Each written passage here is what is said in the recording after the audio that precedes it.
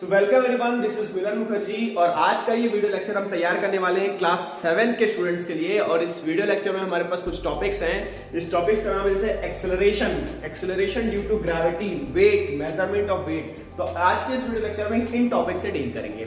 ये जितने भी टॉपिक हैं ये फिजिक्स के बहुत ही बेसिक कंसेप्ट में से, बहुत ही बेसिक चीजों में से हैं। ये क्लास 7 में आप पहली बार पढ़ रहे हो, लेकिन ये अप टू क्लास 12 आपको हर क्लास में मिलेंगे। हर क्लास में इनसे रिलेटेड कुछ ना कुछ प्रॉब्लम के साथ आपको डील करना पड़ेगा। मतलब ये बहुत ही बेसिक टर्म्स हैं हमारे फिजिक्स में जो हम यूज करते हैं। तो चलिए चलते हैं अपन पहले टर्म पे, और पहला टर्म है हमारे पास एक्सेलरेशन। तो चलिए एक्सेलरेशन को समझते हैं कि एक्सेलरेशन क्या होता है। ठीक है, तो हम यहाँ बोर्ड पे चलते हैं और हम अपने पहले टॉपिक का नाम लिखते हैं। टॉपिक का नाम है हमारे पास एक्सेलरेशन। चलिए अब समझते हैं कि एक्सेलरेशन क्या है। अगर एक्सेलरेशन को समझना है तो अपने लास्ट वीडियो लेक्चर में हमने दो टर्म्स के बारे में पढ़े थे। एक हमने बोला था यूनिफॉर्म मोशन और दूसरा बोला था हमने non uniform motion. Uniform motion का मतलब क्या? एक ऐसा मोशन जिसमें स्पीड कांस्टेंट है, जिसकी स्पीड बार बार चेंज नहीं हो रही है, वो कहलाता है यूनिफॉर्म मोशन। दूसरा होता है हमारे पास non uniform motion. Non uniform motion मतलब ऐसा कि जहां पे स्पीड मेरी चेंज हो रही होती है। जब स्पीड मेरी चेंज हो रही होती है तब मेरे पास एक नया टर्म आता है बीच में, और उस टर्म को हम क्या बोलते हैं? एक्सेलरेशन। तो चलिए समझते हैं कि एक्सेलरेशन क्या है, एक्सेलरेशन का डेफिनेशन कैसी बनेगी, एक्सेलरेशन का फॉर्मूला कैसे बनेगा, एक्सेलरेशन की एसआई यूनिट क्या होगी, सीजीएस यूनिट क्या होगी, एक्सेलरेशन का नेचर कैसा होगा, वो स्केलर क्वांटिटी होगी कि वेक्टर क्वांटिटी होगी। ये सारी चीजें डील करते हैं अपन एक्सेलरेशन के वीडियो लेक्चर के। तो देखो एक्सेलरेशन क्या है, इसको समझने के लिए मैं एग्जांपल ले रहे हैं। क्या एग्जांपल ले रहे हैं? हमने बोला कि मान लेते हैं कि कोई एक व्हीकल, कोई एक कार ट्रैवल कर रही है, कोई एक कार चल रही है। लेट अस सपोज दैट वो कार अभी इस पॉइंट पे है। अगर वो इस पॉइंट पे है तो मैं देख रहा हूं कि इसकी स्पीड कितनी है। इसकी स्पीड है मेरे पास 5 मीटर पर सेकंड। मैंने मान लिया कि कार चल रही है मेरे पास। एक रोड इमेजिन करो, उसमें कार चल रही है, उस कार की स्पीड कितनी है? 5 मीटर पर सेकंड। ठीक है, अब इसके ड्राइवर ने क्या किया? इसके ड्राइवर ने एक्सेलरेटर पे पांव दबाया। देखिए एक्सेलरेशन से मिलता हुआ शब्द एक्सेलरेटर। जैसे इसके ड्राइवर ने एक्सेलरेटर पे पांव दबाया तो इसकी स्पीड बढ़ना स्टार्ट हो गई। स्पीड बढ़ना स्टार्ट हो गई और थोड़े देर के बाद, थोड़े इंटरवल के बाद इसकी स्पीड हो जाती है 10 मीटर पर सेकंड। इसकी स्पीड कितनी हो गई? इसकी स्पीड हो गई 10 मीटर पर सेकंड। अगर मैंने बोला कि इसकी स्पीड अभी 5 मीटर पर सेकंड थी और बाद में इसकी 10 मीटर पर सेकंड हुई, कितने टाइम में हुई? तो मैंने बोला ये 5 सेकंड में। कितने में हुई? 5 सेकंड में हुई। तो अगर मैं क्वेश्चन राइज करूं कि अगर 5 सेकंड में इसकी स्पीड 5 से 10 हो जा रही है तो 1 सेकंड में कितनी होगी?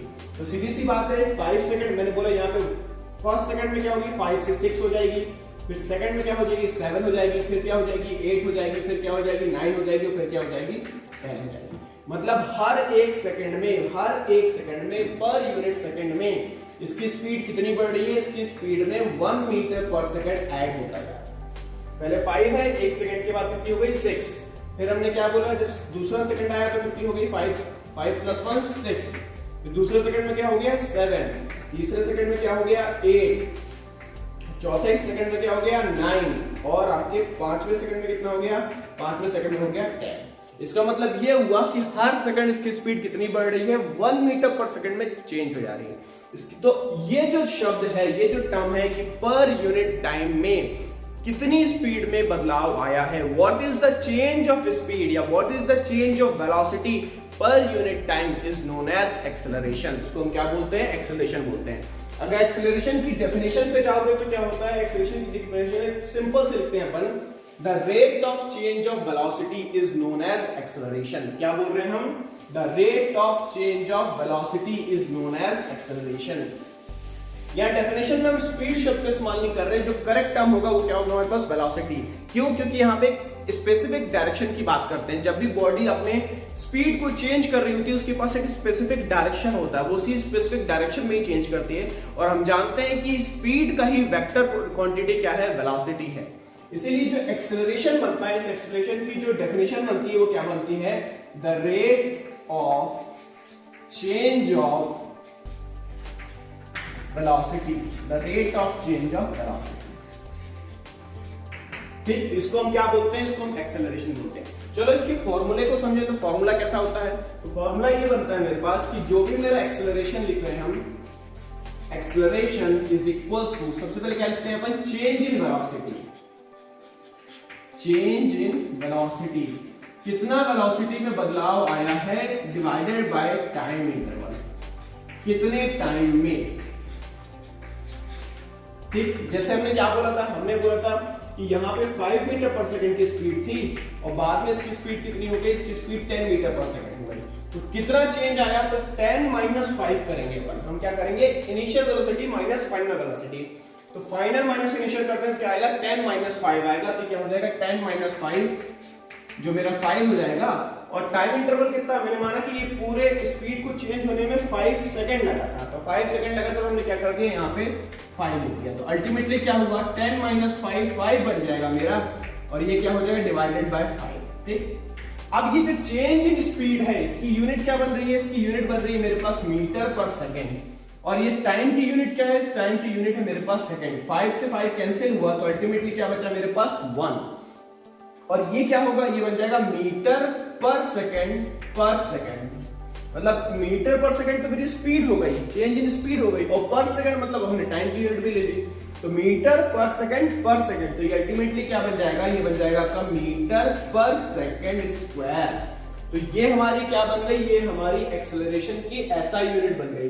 तो एक्सेलरेशन का फॉर्मूला क्या बनता है हमारे पास, एक्सेलरेशन का फॉर्मूला बना चेंज इन वेलोसिटी अपॉन का टाइम इंटरवल। और इसकी जो एसआई यूनिट बनेगी वो क्या बन जाएगी, इसकी एसआई यूनिट बन जाएगी हमारे पास मीटर पर सेकंड स्क्वायर। या फिर इसको हम किस तरीके से लिखते हैं, जब इस सेकंड स्क्वायर को मैं ऊपर की तरफ लिखूंगा तो कैसा हो जाएगा, ये हो जाएगा मेरे पास मीटर सेकंड की पावर -2, ये बन जाएगा हमारे पास। तो हमने क्या किया, एक्सेलरेशन के बारे में जानना। एक्सेलरेशन क्या था, rate of change of velocity, और इसका फार्मूला क्या है, change in velocity upon time interval. ऐसा यूनिट क्या है, मीटर सेकंड इनवर्स स्क्वायर। चलिए अब बात करते हैं कि ये स्केलर क्वांटिटी है या फिर वेक्टर क्वांटिटी है। तो देखो अभी हमने बोला कि जब भी कोई बॉडी मूव कर रही है किसी वेलोसिटी के साथ है, और अगर उसकी स्पीड को बढ़ाया जाता है, कार चल रही है उसको मैं एक्सेलरेट कर रहा हूं, तो वो एक स्पेसिफिक डायरेक्शन में ही आगे बढ़ेगी, उसकी स्पीड एक स्पेसिफिक डायरेक्शन में ही चेंज होगी। तो ये जो एक्सेलरेशन है वो कैसी क्वांटिटी हो जाएगी, वो मेरी वेक्टर क्वांटिटी हो जाएगी। मतलब ये जो एक्सेलरेशन है, एक्सेलरेशन कैसी क्वांटिटी बन जाएगा, एक्सेलरेशन मेरी वेक्टर क्वांटिटी बन जाएगा। ठीक, तो ये हमारा क्या हुआ, पूरा का पूरा हमने क्या समझा, एक्सेलरेशन के बारे में समझा। चलिए थोड़ा सा फोर्स के बारे में जानते हैं। फोर्स में भी एक्सेलरेशन आता है। कैसा, मैंने बोला कि अगर मेरे पास कोई बॉल मूव कर रही है, लेट अस सपोज दैट एक बॉल है, उस बॉल को मैंने लुढ़का दिया, ठीक है। अब मैं चाहता हूं कि इसकी स्पीड बढ़ जाए, मैं क्या करता हूं, जाके उसको जोर से किक कर देता हूं। जैसे ही मैं उसको किक करता हूं क्या होगा, बॉल की स्पीड तेजी से बढ़ जाएगी। स्पीड बढ़ जाएगी मतलब क्या होगी, वो एक्सेलरेट हो गया। तो जब भी मैंने फोर्स अप्लाई करूंगा किसी बॉडी के ऊपर, तो क्या करेगा, उस बॉडी को एक्सेलरेट कर देगा, उसकी स्पीड को बढ़ा देगा।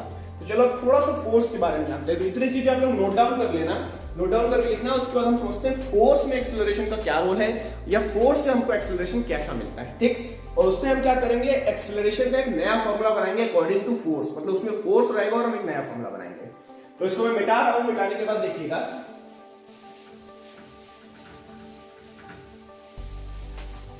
चलो, मैंने बोला मेरे पास एक बॉल है, मान लो फुटबॉल है मेरे पास, ठीक है। अभी फुटबॉल क्या है, बहुत धीरे धीरे लुढ़क रही है, इसकी कुछ थोड़ी सी स्पीड है इसके पास, ये लुढ़कती हुई जा रही है। और मैंने क्या किया, इसको पीछे से किक किया। जैसे किक किया मतलब क्या हुआ, इसमें मैंने एक फोर्स एक्सर्ट किया। जब फोर्स एक्सर्ट करूंगा तो क्या होगा, इसकी स्पीड बढ़ जाएगी। इसकी स्पीड बढ़ जाएगी मतलब ये इस डायरेक्शन में क्या होगा, एक्सेलरेट हो जाएगा। ठीक, ये क्या होगा, इस डायरेक्शन में एक्सेलरेट हो जाएगा। अब समझो जरा, अगर मैंने बोला मेरे पास एक हल्की सी बॉल है, ज्यादा मास नहीं है उसमें, और मैंने फोर्स एक्सेलरेट किया, तो क्या होगी, इसकी स्पीड बहुत तेजी से बढ़ जाएगा। अब वो बहुत भारी सी बॉल है मेरे पास, एकदम रबड़ की बड़ी सी भारी सी बॉल है, और उसको मुझे एक्सेलरेट करना है, तो मुझे क्या करना पड़ेगा, मुझे और ज्यादा फोर्स लगाना पड़ेगा। इसका मतलब ये समझ आया कि अगर मैं फोर्स लगा रहा हूं और मेरा छोटा सा मास है, हल्का सा मास है, हल्की सी बॉल है, तो वो ज्यादा एक्सेलरेट होगी। और मैंने बोला अगर बहुत भारी सी बॉल है, उतना ही फोर्स लगा रहा हूं, तो क्या होगा, वो थोड़ा सा ही एक्सेलरेट होगा। तो यहां से हमको एक फॉर्मूला मिलता है, वो फॉर्मूला होता है हमारे पास, force is equals to mass into acceleration. ये फॉर्मूला बहुत ही कॉमन है, देखिएगा। ये फॉर्मूला क्या है मेरे पास, force is equals to mass into acceleration. अगर मैं किसी मास में, किसी बॉडी में फोर्स एक्सर्ट कर रहा हूं, तो वो क्या करेगा, उसको एक्सेलरेट कर देगा। तो हमारे पास ये फॉर्मूला बनके तैयार हुआ, force is equals to mass into acceleration. और ये जो फोर्स है, इस फोर्स की एसआई यूनिट होती है न्यूटन। फोर्स की एसआई यूनिट क्या होती है, न्यूटन होती है। न्यूटन क्यों होती है, क्योंकि हमारे पास एक साइंटिस्ट थे, उनका नाम था sir Isaac Newton. Sir Isaac Newton ने फोर्स के बारे में बहुत स्टडी की हुई थी, इसलिए उनको ऑनर देने के लिए फोर्स की एसआई यूनिट क्या रख दी गई, न्यूटन रख दी गई। और उसको सिंबॉलिक फॉर्म में कैसे लिखते हैं? सिंबॉलिक फॉर्म में हम कैपिटल एन लिखते हैं। क्या लिखते हैं? Capital N.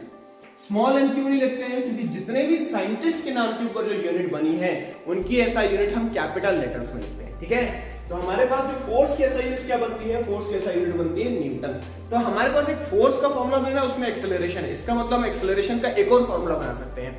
वो फॉर्मूला कैसे बना सकते हैं? फॉर्मूला बनेगा हमारे पास acceleration is equals to force upon का मास।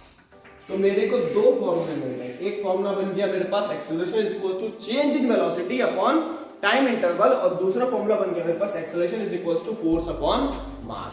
तो ये पूरी की पूरी कहानी क्या हो गई? ये पूरी की पूरी कहानी हो गई हमारी एक्सेलरेशन की। अब यहाँ पे एक शब्द और आ रहा है जो हमारे पास यहाँ पे लिखा हुआ है। ये क्या है? ये बोल रहा है एक्सेलरेशन ड्यू टू ग्रेविटी, मतलब ग्रेविटी एक्सेलरेशन बना रही है। क्या ये क्या चीज है? ग्रेविटी एक्सेलरेशन बना रही है। अच्छा, ग्रेविटी क्या चीज है? जरा ग्रेविटी के बारे में जानते हैं कि ग्रेविटी क्या चीज है। चलो बोर्ड पे चल रहा हूँ, सोचता हूँ ग्रेविटी क्या चीज है। तो इसको मिटाते हैं अपन।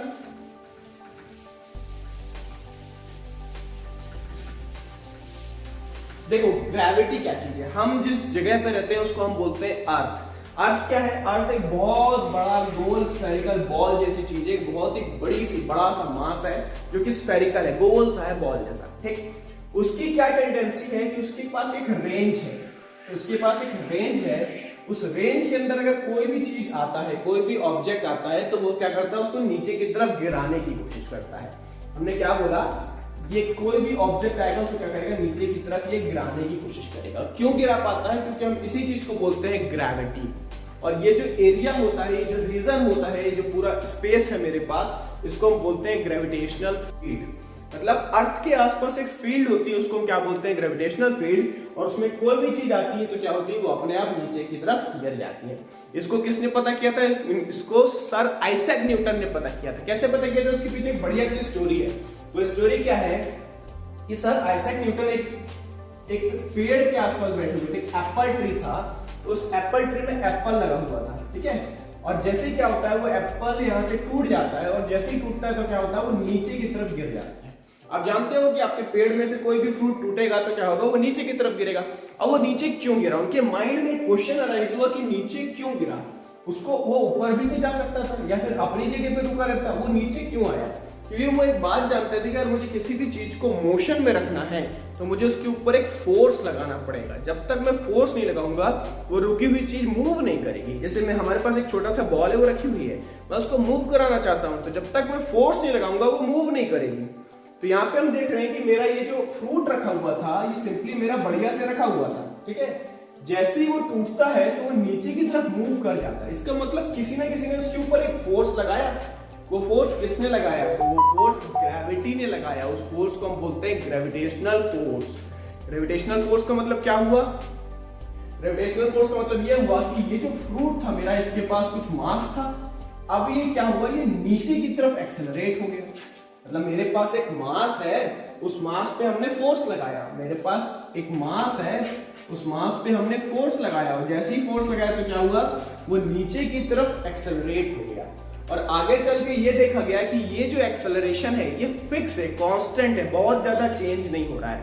पूरा ग्रेविटेशनल फील्ड में हम देखें तो बहुत ज्यादा बदलाव नहीं होता। ये एक्सेलरेशन मेरा फिक्स होता है। कितनी इसकी वैल्यू होती है? इसकी न्यूमेरिक वैल्यू होती है 9.8 मीटर पर सेकेंड स्क्वायर। मतलब हर एक सेकेंड में ये किसी ऑब्जेक्ट की स्पीड को 9.8 मीटर पर सेकेंड से बढ़ा देता है। मतलब मेरा एप्पल जो था वो पहले उसकी वेलोसिटी कितनी थी? उसकी वेलोसिटी 0 थी। जैसे ही वो गिरेगा तो 1 सेकंड के बाद उसकी स्पीड हो जाएगी 9.8 मीटर पर सेकंड। फिर अब जो नेक्स्ट मेरा सेकंड होगा उसकी स्पीड क्या हो जाएगी? आपका हमने बोला ये हो जाएगा आपका 8 to the 16 और 9 to the 18 19.6 मीटर पर सेकंड। ऐसे हर एक सेकंड पे उसकी स्पीड 9.8 ऐड होती जाएगी, और ऐड होते होते होते उसकी स्पीड बढ़ती जाएगी, और एट लास्ट वो क्या होगा? वो जमीन पे आके गिर जाएगा। ठीक, तो ये क्यों हुआ? क्योंकि ग्रेविटी उसके ऊपर एक फोर्स लगा रही है। तो अब जरा इस फोर्स को और अच्छे से समझते हैं। हमने बोला कि मेरे पास ये जो मास था, इस मास के ऊपर ग्रेविटी ने नीचे की तरफ एक्सेलरेट किया और क्या बन गया? फोर्स बन गया। हम इसी ग्रेविटी को, इसी एक्सेलरेशन ड्यू टू ग्रेविटी को हम स्मॉल g से दिखाते हैं। किससे दिखाते हैं? स्मॉल जी से हम यहाँ पे क्या कर रहे हैं, इस एक्सेलरेशन को, जो कि एक्सेलरेशन मेरा ग्रेविटी के थ्रू बन रहा है, उसको हम क्या बोलते हैं, स्मॉल जी के थ्रू दिखाते हैं। तो ये क्या बन जाता है, ये बन जाता है मेरे पास m इंटू का g बन जाता है। एक ही जगह मैंने क्या कर दिया, रिप्लेस कर दिया है, दोनों एक ही चीज। ये एक्सेलरेशन है मेरा सिंपल एक्सेलरेशन, और ये मेरा क्या है, एक्सेलरेशन ड्यू टू ग्रेविटी है। और इसी mg को हम क्या बोलते हैं, इसी mg को हम क्या बोलते हैं, वेट बोलते हैं। क्या बोलते हैं, वेट बोलते हैं। मतलब वेट क्या है, वेट एक फोर्स ही है। वेट एक ग्रेविटेशनल फोर्स है जो किसी ऑब्जेक्ट को नीचे की तरफ खींचता है। अगर आपने बुक में डेफिनेशन पढ़ोगे तो आएगा कि weight is a gravitational force that pull any object towards the centre of the earth. एक ऐसा फोर्स है जो कि ग्रेविटी किसी ऑब्जेक्ट के ऊपर लगाती है, उसको नीचे की तरफ खींचती है। तो यहाँ पे हमारा एक नया फॉर्म टर्म आया, ये क्या आया हमारे पास, weight. Weight is equals to mass into acceleration due to gravity. और फोर्स क्या होता है, फोर्स है मेरे पास मास इनटू एक्सेलरेशन। मतलब दोनों ही चीज सेम टू सेम है। मतलब वेट भी क्या है, वेट मेरा फोर्स ही है। कौन सा फोर्स है, ग्रेविटेशनल फोर्स। वेट कौन सा फोर्स है मेरे पास, ग्रेविटेशनल फोर्स। तो एक बात याद रखना कि फोर्स और वेट अलग अलग चीज नहीं है, फोर्स और वेट एक ही चीज है। बस फोर्स में क्या होता है, एक सिंपल एक्सेलरेशन होता है मेरे पास, और अगर ये एक्सेलरेशन ग्रेविटी लगा रही है तो इस फोर्स को हम क्या बोल देते हैं, इस ग्रेविटेशनल फोर्स को हम बोल देते हैं वेट। अब चलो थोड़ा वेट के बारे में और जानते हैं। तो वेट की ऐसा यूनिट क्या होगी भाई, जो यूनिट ऐसा यूनिट फोर्स की होगी वही ऐसा यूनिट तुम्हारी वेट की होगी। फोर्स की ऐसा यूनिट क्या होती है, फोर्स की ऐसा यूनिट अब भी हमने पढ़ा क्या होती है, न्यूटन होती है। इसी तरीके से जो वेट की ऐसा यूनिट होगी वो भी क्या होगी, न्यूटन ही होगी। ठीक है, तो अब क्या होगा, इसको हम कहते हैं वेट। चलो अब थोड़ा सा वेट और मास के बारे में पढ़ते हैं। लोग बड़े कंफ्यूज रहते हैं यार, वेट क्या होता है, मास क्या होता है। चलो मास और वेट क्या होता है इसकी थोड़ा समझते हैं। बोर्ड को मैं रब कर रहा हूं, बहुत सारे बच्चे ये सोचते हैं कि वेट और मास एक ही चीज होती है, लेकिन मास और वेट अलग अलग होता है। चलो उसको समझते हैं कैसे अलग अलग होता है।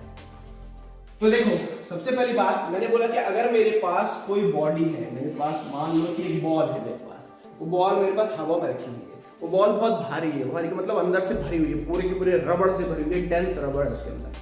तो उसके अंदर कुछ ना कुछ सॉलिड कंटेंट है, उसके अंदर कुछ ना कुछ मैटर भरा हुआ है। मैंने बोला अंदर से मैंने उसके कुछ मैटर को खाली कर दिया, उसको कुछ अंदर से खोखला बना दिया, तो क्या होगा, उसका मास कम हो जाएगा। मैंने उस मैटर को और फिर से फिल कर दिया, तो क्या होगा, उसका मास बढ़ जाएगा। तो जितना ज्यादा उसके अंदर मैटर प्रेजेंट होगा उतना ज्यादा उसका मास होगा। अभी मैं वेट की बात ही नहीं कर रहा, ग्रेविटी की बात ही नहीं कर रहा, सिर्फ मैटर की बात कर रहा हूं। इमेजिन करो एक बॉल है मेरे पास, वो अंदर से भरी हुई है, डेंस भरी हुई है, उसके अंदर ज्यादा मैटर है, तो क्या हो गया, वो ज्यादा मास वाला हो गया। मैंने उसके अंदर के मैटर को खाली कर दिया, खोखला कर दिया, बिल्कुल वॉलीबॉल जैसा बना दिया, अंदर हवा भरी, उसका मास कम हो गया। तो मास क्या है, तो amount of matter is known as mass. कितना ज्यादा मैटर उसमें भरा हुआ है उसको हम क्या बोलते हैं, मास बोलते हैं। तो अभी आप लोगों को एक चीज क्लियर हो गई कि जितना अमाउंट ऑफ मैटर होता है उसको हम क्या बोलते हैं, मास बोलते हैं। चलो मास के साथ एक चीज और है, मास कभी भी चेंज नहीं होता। हमने बोला हम अर्थ पे रखे हैं तो भी उतना ही मास रहेगा, स्पेस पे पहुंच जाएंगे तो भी उतना ही मास रहेगा, मून में पहुंच जाएंगे तो भी उतना ही मास रहेगा, जुपिटर में पहुंच जाएंगे तो भी उतना ही मास होगा। मतलब मास की वैल्यू कभी भी चेंज नहीं होती है। चलो अब ये वेट क्या चीज है, मैंने बोला जब इस मास को ग्रेविटी नीचे की तरफ खींचती है, जब इस मास को ग्रेविटी नीचे की तरफ खींचती है, किस एक्सेलरेशन से खींचती है, एक्सेलरेशन ड्यू टू ग्रेविटी से खींचती है।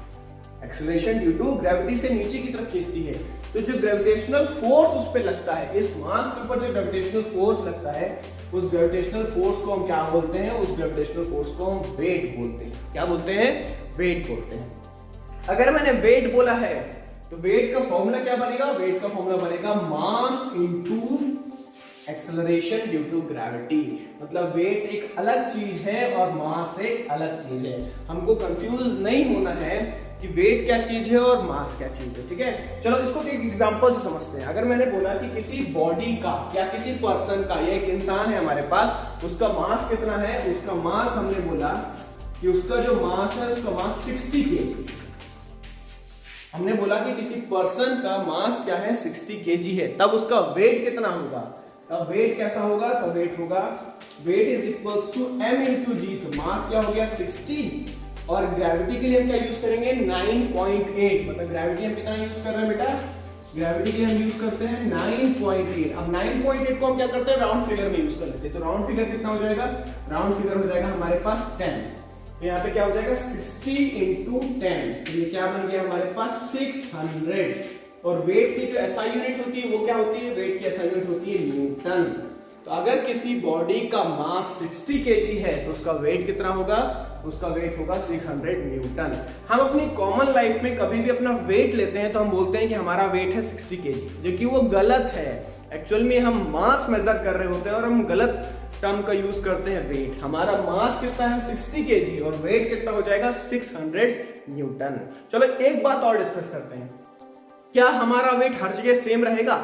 जैसे स्पेस में पहुंच जाए तो भी उतना ही रहे, मून पे पहुंच जाए तो भी उतना ही रहे, जुपिटर पहुंच जाए तो भी उतना ही रहे, जैसे कि मास के साथ था, मास चेंज नहीं हो रहा था।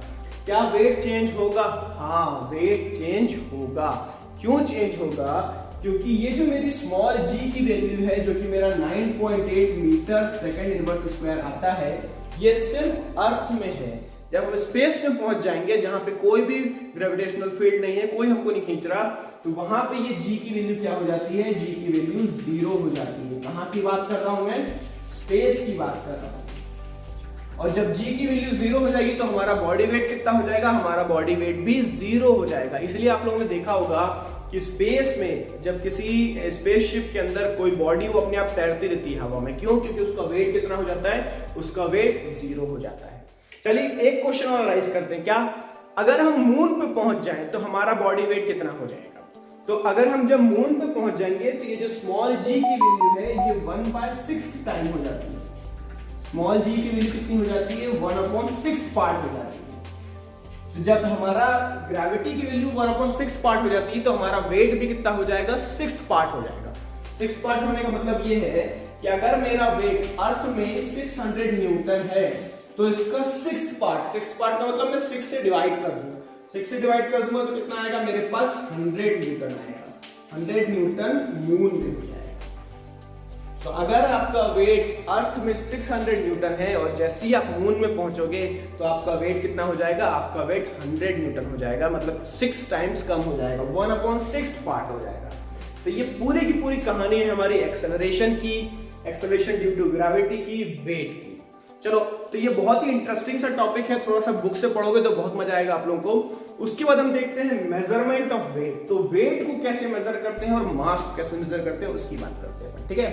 तो देखो, मास को मेजर करने के लिए आप क्या करते हो, मास को मेजर करने के लिए आप एक बैलेंस का यूज करते हो जिसको हम क्या बोलते हैं, जिसको मैं सिंपली फिजिकल बैलेंस बोल सकता हूं, या फिर बहुत ही अच्छा होगा तो लैबोरेटरी में आप देखोगे लैब वाला एक बैलेंस होता है, या सिंपल शब्दों में उसको बोलते हैं तराजू। तराजू कैसा होता है, तराजू के अंदर एक हमारे पास एक बीम होती है, इसको बीम बैलेंस भी बोलते हैं कई जगह पे।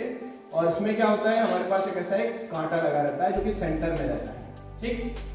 और फिर हम क्या करते हैं, हमारे पास ऐसे इसके में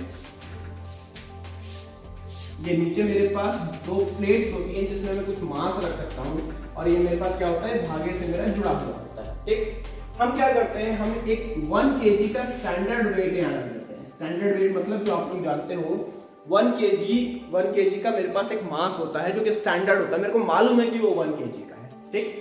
अब क्या होता है, जब मैं इसके ऊपर इस 1 kg के मास को रखता हूं तो क्या होगा, ये मास मेरा नीचे की तरफ खींचता है और क्या हो जाएगा, मेरा 1 kg से बनने वाला वेट तैयार हो जाता है। मेरे पास क्या होता है, 1 kg से बनने वाला वेट तैयार हो जाता है। वेट मतलब ग्रेविटेशनल फोर्स तैयार हो जाता है। और जैसे ये फोर्स इस पे लगता है तो क्या होता है, ये तराजू मेरा ऐसे बेंड हो जाता है और ये कांटा मेरा इधर मूव कर जाएगा, ठीक। अगर मैं चाहता हूं कि कांटा मेरा वापस सेंटर पे आ जाए तो मेरे को क्या करना पड़ेगा, मेरे को 1 kg मास ही यहाँ पर रखना पड़ेगा। अगर मैं 1 kg मास यहाँ रख दूंगा तो क्या होगा, उसके ऊपर फिर ग्रेविटी काम करेगी और वो क्या करेगी, इसको इधर खींचेगी, अल्टीमेटली मेरा बैलेंस जो है वो बराबर हो जाएगा। तो वो कैसे होता है, तब हम क्या करते हैं, यहाँ पे जो भी हम आपको मटेरियल को मेजर करना है, जैसे लेट अस सपोज दैट हमको 1 kg शुगर वेट करना है, तो हम क्या करेंगे, एक पॉलिथीन बैग में या किसमें इस 1 kg शुगर को फिल करते जाएंगे। जैसे हम शुगर फिल करते जाएंगे तो क्या होगा, इसके ऊपर लोड आएगा, लोड आएगा क्या होगा, जो मेरा बीम बैलेंस नीचे झुक गया है वो ऊपर उठना स्टार्ट हो जाएगा।